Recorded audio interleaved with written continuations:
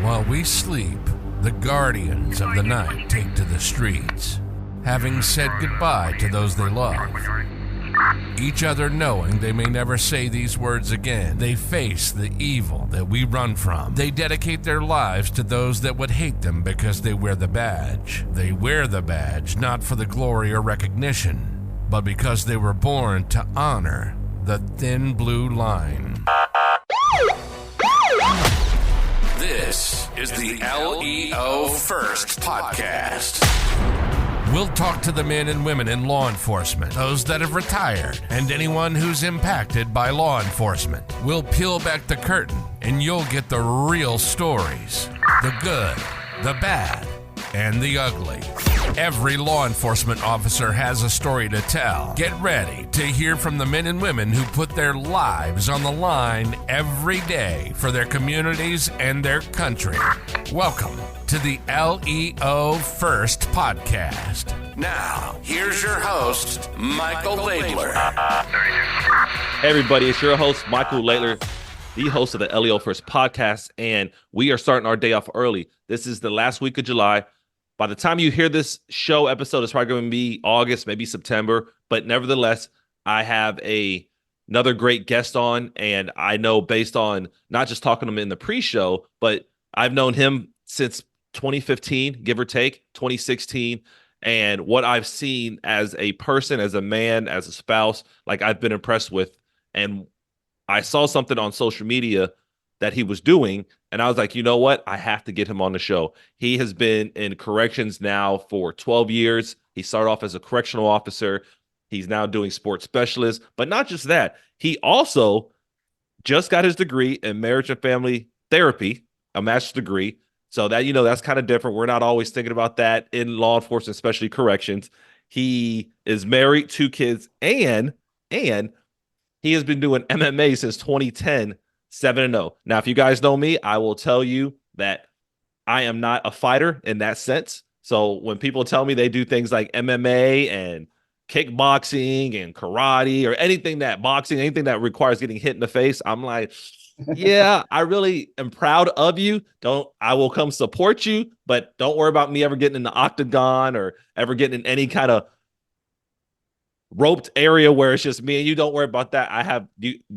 I am not your competitor. So I'm excited that he's on here. And one of the cool things about being in law enforcement is you have to stay in shape and you have to stay ready because you deal with people that 9 times out of 10 don't want to be where they're at. And in a correctional setting, in a prison setting especially, people are always looking, and when I say people, inmates, felons, people, adults in custody, whatever term you want to use, they're always looking for a way to look at a weakness for you. So a lot of times you can control at least one of them, which can be your physical fitness. And him doing MMA, I can tell you that requires a level of fitness that's second to none, because if you've never done it, I've done some brilliant jiu-jitsu, and just doing it for 3 minutes at a time, I was worn out, sweaty, and exhausted. So it's cool, and my hat's off to him for him having that skill set and ability to do that. But the reason why I have him on is, once again, guys, part of the show is humanizing the badge and giving people, especially law enforcement officers, a platform to explain to fellow law enforcement and people that maybe don't really understand what's going on in the industry, that there are real people going through real things. And you guys know, just from me being a keynote speaker, me being a coach, me having online courses, I do the same as well. But sometimes it's good to have another voice and another person who can share their story as well. And that's what we're doing today. We're bringing on LeJerick Taylor, a.k.a. LT, and that will show you guys that there's other people in our industries that are doing a great job. Taylor, my man, thank you for joining us. Thank you for giving me the opportunity to hear part of your story and explain to our viewers kind of what you have going on, and of course some of the things you've been through. Taylor, what do you want the people to know about you? What do you want to start with? Correctional officers are real people with real issues and real experiences. We do exist. We kind of like the offensive lineman of football. We do a lot of work that goes unnoticed. We protect the communities, sacrifice our time with our own families, sacrifice our health. Um, we literally live with these people. They do bad on the streets, and then they come to where we are, and we basically become roommates in a sense. you know. So you put that together, and you have a federal prison with a lot of uncomfortable experiences as well as learning experiences. So Now, you mentioned a story during our pre-show, kind of when we were kind of warming up to getting ready for the talk on the air, and you mentioned an instance where you were talking to an inmate one day, you came back the next day, and he was in a different condition, and then after that, you had to do some more things that maybe someone may not understand. So tell us, walk me through that again, and because I think it's important because that's the reality of working in a prison, a jail, in a confined setting that sometimes I don't think people understand because it's part of it is what shapes us on who we are. So kind of run that situation back to me again. it's one of those things in the prison. Things can change in an instance. So I was telling I was telling them about how I came to work, and basically that was my Friday to be off work, and I was going to go home. But I spent that evening and talking to an inmate, and the inmate just gave me this rundown of his story, his life. Sometimes that's one of the key very interesting points about being in the prisons is a lot of people do want you to know their story. You give them the platform, they'll talk to you. Mm-hmm. So I sat there and I talked to this guy. He told me his whole entire life story. Told me about his kids, told me about his marriage, told me about just everything. So I come back after my off days. I come back and that guy's been killed. I'm being told that he was stabbed up 180 times. And at that point, we to avoid contaminating the crime scene, they didn't clean it up or nothing like that. So you can walk by that cell, and it looks like a butchery shop in there. Blood is still on the ground, puddles of blood's on the wall, things like that. I had a post at that time where you would work a housing unit, you would also have to work shoe. So I go down a shoe, and on my range, I found the culprits that stabbed them, and I had to feed them. I had to feed them their lunch, their breakfast, their supper, and I also had to listen to the story of how one of the inmates told me that when their arms got tired, they would let the other partner go, you know, and they laughed at it. They laughed about it. Um, for me, it wasn't difficult. It was one of those experiences like, it's difficult trying to process that, because you have so many morals, so many values, so many things that you're not supposed to do, but at the same time you work in an environment where you have to normalize this. You have to be able to be a step ahead of it, to show that it's not affecting your job, it's not affecting your work. But that was one of those times I had to sit down. I had to really just think about, the place where I work, um, and it also opened my eyes to the reality that, this is not normal. This is not normal. And in our line of work, we spend a lot of time trying to normalize things that are extreme, you know.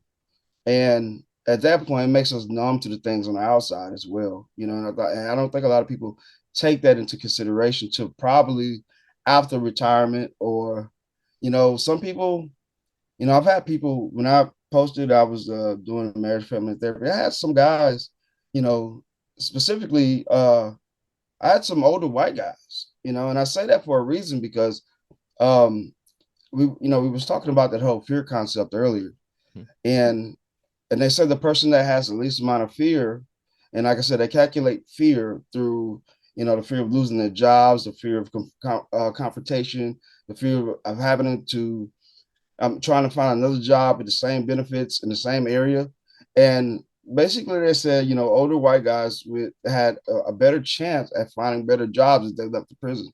So for these guys to reach out and say, I've been thinking about going to get therapy because this is this and that is that. And these guys were like Marines and things like that. So it wasn't like just average guys coming off the Right. street. These are guys who who've been conditioned to deal with those type of things, but ultimately got to get to a point in their life like, this is not normal.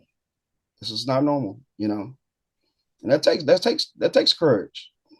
Yeah, and it's cool that they sought you seeing what was available. And it's interesting because it's not like you just created this for the first time. Like what you're doing now isn't that like, oh, Taylor does it now, so now let's do it. No, it's something that's been available, but it takes people, they have to see things to believe in, they have to relate to the person. And I think that's one of the cool things about your spirit, your aura, your style of dealing with people is that they trust you because of who you are before you got into that therapy type of position. And now since they see you do that, they're like, you know what? And they probably been thinking about it for a while. It was like, but who can we safely vent to? Who can we safely go to?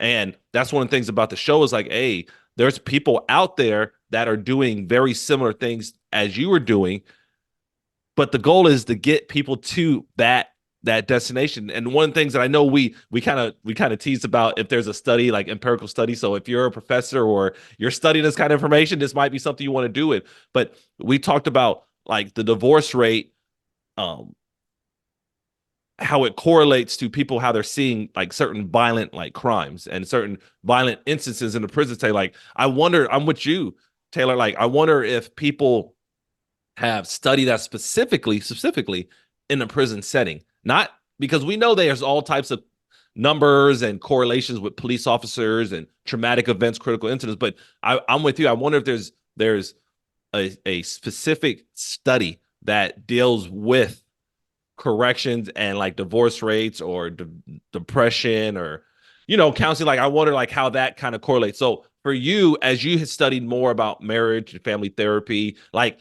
what led you to kind of get into that part of the industry?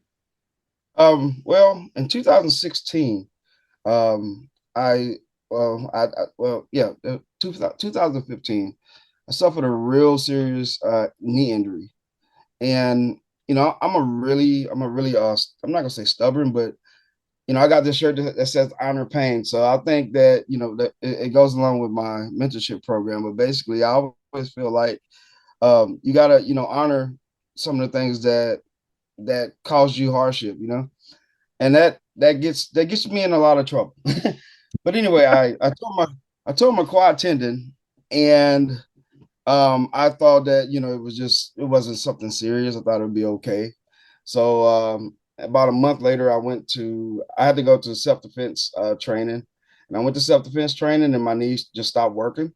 I was basically using it like a peg leg. I had to sling it, Yeah. and so I fell down one day, and they sent me to the trainers, and he's like, "Okay, sit on the bed, lift up your leg." And I sat there looking at it. He's like, lift up your leg. I'm like, where did you do that at? I was like, it's okay. I didn't do it here. I didn't do it here, but I got back home and I went to see a doctor, and it had been sitting like that for like a month. So it was like hardening up and things like Mm-hmm. that. So they had to do like emergency surgery and repair it, reattach it and things like that. So one day, I was dealing with the depression. I was dealing with depression. I was going through a divorce at that time. Um, and I had two boys at that time. I had just had my other son around the time I got injured. And that was my first time being away from him. Mm. So I sat in the house, and I wanted to, I'd actually got addicted to hydrocodone. That's real. And how I realized it was I found myself standing outside one day, and I was whispering in the phone to the doctor, "Hey, I need to get to blah, blah, blah." And I hung the phone up, and I said, "Oh my God." I said, I'm addicted to this stuff, you know? And at that point, I decided that, what? I'm not taking no more of these painkillers. I'm not taking no more of these hydrocodeines. And I was like, I'm just gonna take medicine over the counter. So I stopped taking the medicine, and I was sitting in the house and I was like, dude, I got to find something to do. I said, I don't have anything else going right now. I might not be able to run anymore, might not be able to do all the extracurricular activities. I was doing semi-pro football at the time. And I'm like, I don't know what I'm going to do. I might not even have a job because I don't know if I'm going to be able to walk again. Yeah, And, real. I was sitting in the house one day, it propped up, and I saw some kids outside. And I went out there and I had a tire. I called it Bob. I ain't gonna tell you what that stands for. But I went outside and I saw these kids just running around. I said, "Hey, you guys want to work out?" I know, just random, like who some strange guy comes up to some Correct. kids and hey, you guys want to work out, but they knew me in the neighborhood. Yeah. So I put them through some circuit training slash hit training, and the next day they come knocking on my door again, and I say, "Hey, can we do some more what we did yesterday?" And I was like, "Sure." And for long, I had like about 15 kids down by my house, wanting to do some of the stuff that we were doing. Mm-hmm. So I decided to go to the park.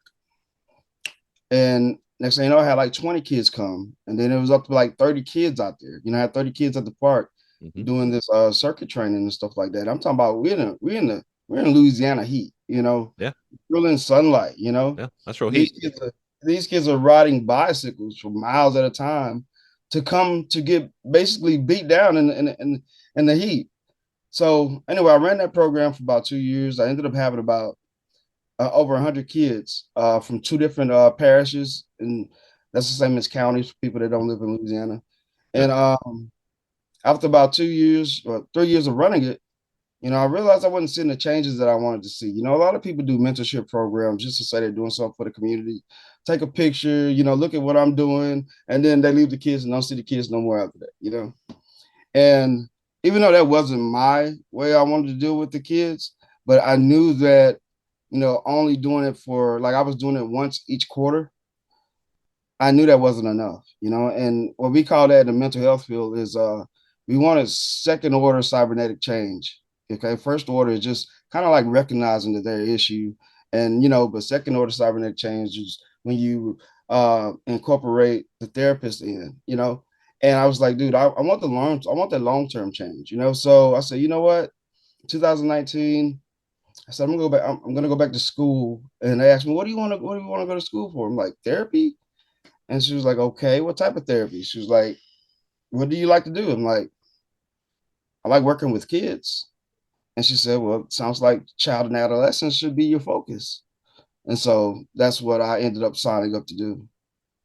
And that's cool because you found that you weren't getting the reach that your mind and heart wanted, and you're like, you know what, this is a way to do it, which is good because sometimes people don't.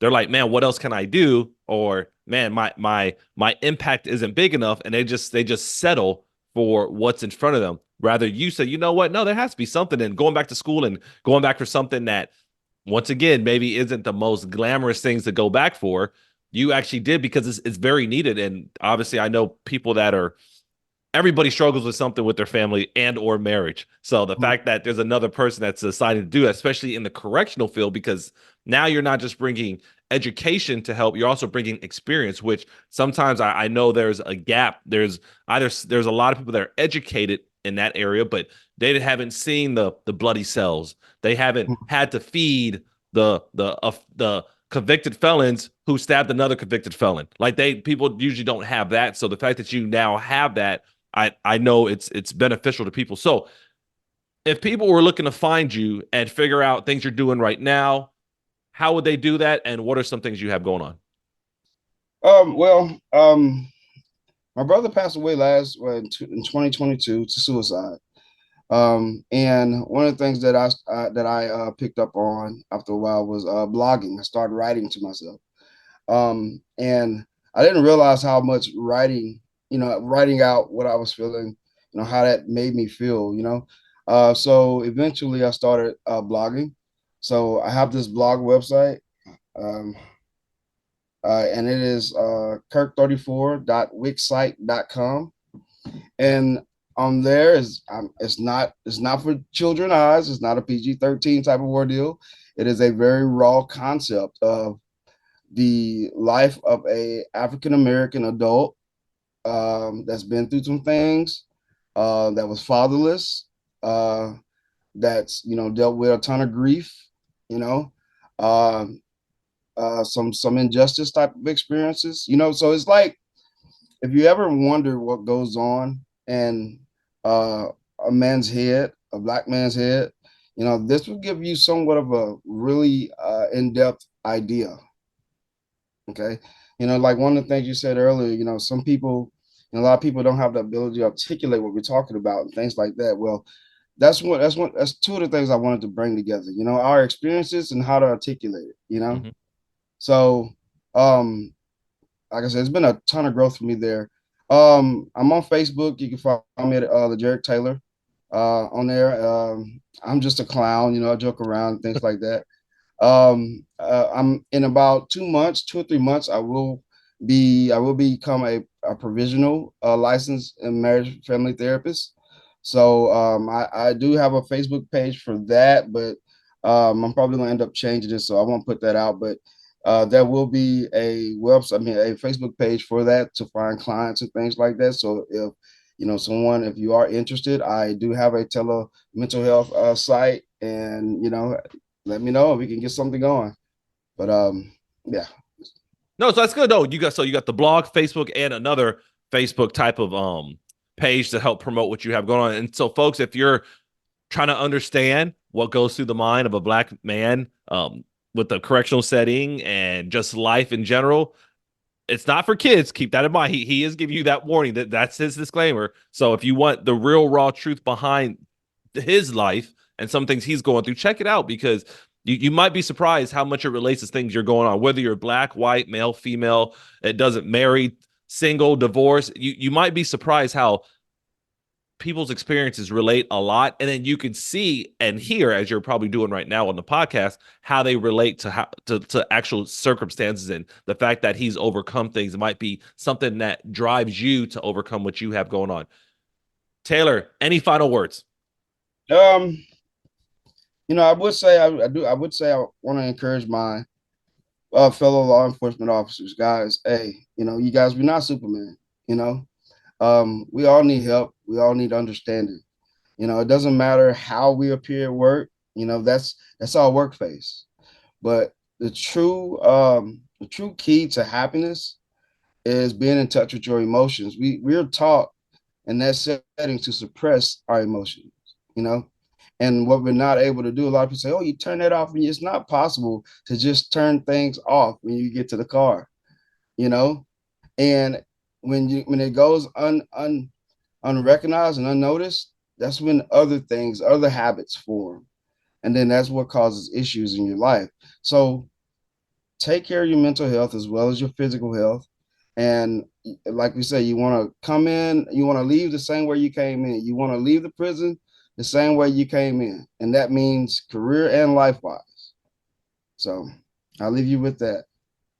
Folks, I know you guys got a lot of good gems and you were able to understand another perspective. Like, once again, I always like to have and love to have people that have a correctional background on the show, because there's not enough voices that speak about the stressors and things that you go through when you're behind the walls. And one thing, and we didn't talk about a lot on the show, but one thing that I learned, because I started off as a police officer, border patrol, I was real good at arresting people and finding them, and if they had warrants or if they had any kind of like narcotic on them, I was good about that. But I never really thought about, once they're not on the street, who actually is enforcing that side of the law. And once I got into corrections, then it was like, oh man, this is a whole other industry. Like, this is where the bad guys go. This is where people that are committing crimes, this is where they're at. And it's sometimes easy to lock them up and throw away the key, but also forget that there's people that's enforcing it. Because obviously we know there's different shows, whatever it's Netflix or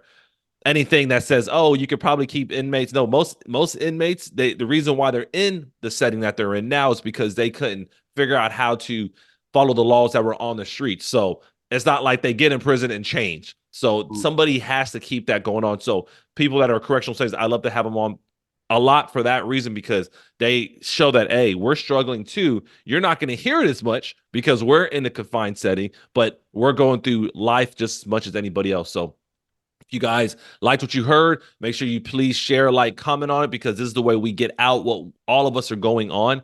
And you guys know each and every show is different because it's designed to help whoever needs to hear it right now. If you are listening, if you need to reach out to somebody, I know I'm always available. LT, he just talked about, hey, give him a couple of months and he'll have his provisional certificate so he can start doing what he needs to do on that end as well. But even so, I know he's similar to me. Like, hey, if you just need someone to vent to, hey, we'd rather you vent to us than go do something that's going to take your life or somebody else's. So that's always something that's available. Thank you all for listening. Thank you all for watching. If you ever need anything, reach out. If not, have a great day and be safe. You've been listening to the LEO First Podcast. Michael has been in law enforcement since 2005. He's worked for 3 law enforcement agencies in 3 different states. He's a professional speaker who travels the country teaching about leadership development and self-awareness. And he's the author of a book called Greatness Beyond the Badge: The 3 Key Principles for Self-Awareness. It's Michael's passion to bring law enforcement members' stories to the front, so you get the real and raw take. We hope you've enjoyed the show. Make sure to like, rate, and review. And we'll be back soon. But in the meantime, hook up with Michael on YouTube, Instagram, and LinkedIn at Michael Laidler, on Twitter at Michael A. Laidler, on Facebook at Michael Laidler Leadership. Send an email to michael@michaellaidler.com and hit the website at michaellaidler.com. See you next time on the LEO First Podcast.